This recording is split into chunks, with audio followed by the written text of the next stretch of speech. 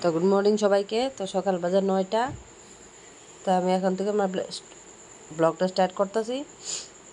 তো আজকে আমার আওয়াজটা একটু অন্যরকম হয়ে গেছে। আমার শরীর ভালো না, যে অনেকদিন ধরে জ্বর, লিগে আমার আওয়াজটাও চেঞ্জ হয়ে গেছে গা। তো তোমরা সবাই কেমন আছো? আশা করি তোমরা সবাই ভালো আছো। তো আমিও ভালো আছি। তো আমি বেশি কথা কইতাম না আজকে, আমার কথাটা কইলে গলাটা ব্যথা করে। তো আমার ব্লগটা প্রথম থেকে লাস্ট পর্যন্ত দেখতে থাকবা। ভালো লাগলে চ্যানেলটা সাবস্ক্রাইব করে দিবা।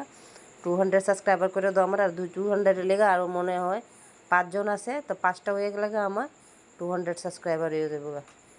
তো আমার চ্যানেলটা সাবস্ক্রাইব করে দিবা, আর ভিডিওটা ভালো লাগলে লাইক করে দিবা। তো ভিডিওটা দেখতে থাকো।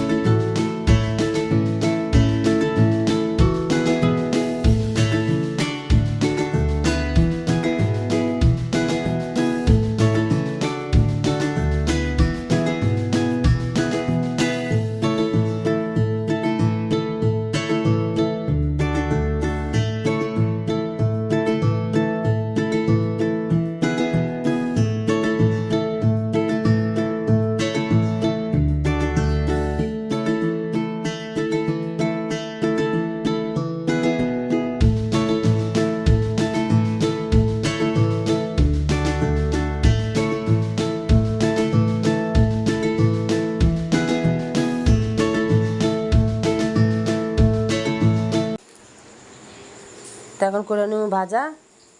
তো এখানে কড়াইতে তেল দিয়ে দিছি। তো দেখো আলু আর ঢেঁড়স ভাজা।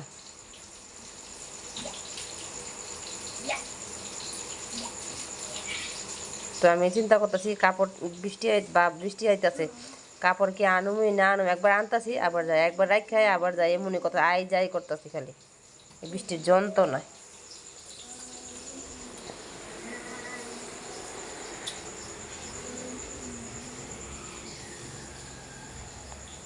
একটু লবণ দিয়ে দিছি, নাহলে গায়ে ছিটা পড়বো।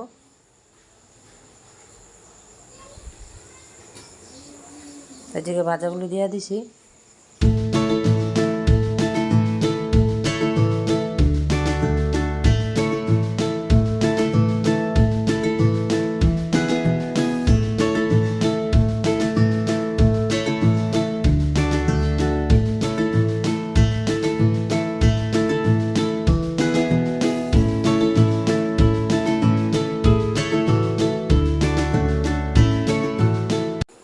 তো এদিকে লচ্ছিম আর আলু ভাজি করছি। তো দেখো, তো আমার ছেলে আবার লচ্ছিম বেশি ভালো পায় না, এদিকে আলুটা একটু বেশি করে দিছি, এই আলু ভাজি ভালো পায়। তো এদিকে আমার ভাজাটা কমপ্লিট হয়ে গেছে গা, লচ্ছি আলু ভাজা। তো আমি আজকে রান্না করতেছি সর্ষা দিয়া মাছ দিয়া। তো আগে মশলাটা ভাজা নিতেছি। এখানে আমি পেঁয়াজও দিছি, পেঁয়াজ দিছি সোমবারে, তেলটা গরম হয়েছে, পেঁয়াজ দিয়ে দিছি, তারপরে মশলা দিছি, তারপর এটা ঝুল করে নিতেছি।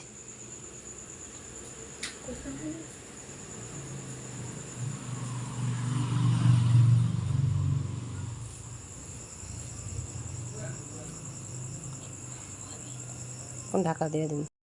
তো এদিকে দেখো ঝুলটা ফুটে গেছে, তারপরে মাছটি দিয়ে দিছি। না মানে ঝুল মাছটি দেওয়ার আগে সর্ষেটা দিয়ে দিছি। সর্ষেটা একটু ছাইকা নিছি চাটনি দিয়া, সর্ষেটা দিয়ে দিছি। তো এই দেখো আমার মাছের মানে ফাইনাল লুক। সর্ষা দিয়ে মাছ দিয়ে রান্না করতে কেমন হয়েছে কমেন্টে জানাইও। কথাই এনে গলা দিয়ে গলা বন্ধ। তো যাইতাছি ফুল গাছ দেখাইতে। তো ওই দেখো ফুলটা কত সুন্দর হয়েছে, ওটা আরও বড় হয়েছে আগের থেকে। তো কালারটা ইয়েলো আছে, আবার রেডও আছে, রেড না সরি অরেঞ্জ। তো কত সুন্দর তো কলিও আইছে গাছটাতে। তো এই দেখো আমার রাধা কৃষ্ণ, তো এই দেখো এটা লালটা, তো লালটা হলো মানে ধরছে না, ধরবো।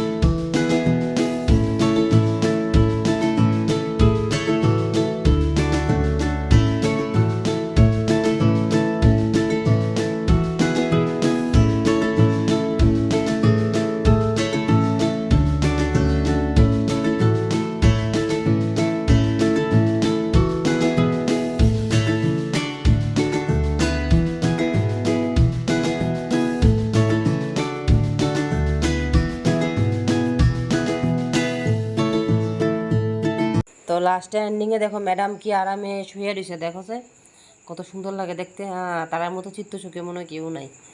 আসলে তারা অনেক সুখী, কিন্তু তারা কষ্ট করে, আবার চুরি করতে, চুরি না করলে তো তারা আবার ভাত খেতে পারতো না। আমার ঘরে সব চুরি করে খাইয়া দেখো কত আরামে ঘুমাইতেছে। দরজা না পেলে জানলাতে ঢুকে থাকে, গিয়ে চুরি করে খায়। আমার যে যন্ত্রণা দিতেছে এটি আর কইয়া লাভ নেই। তবু কষ্ট লাগে মারতে, তবুও আদর করি।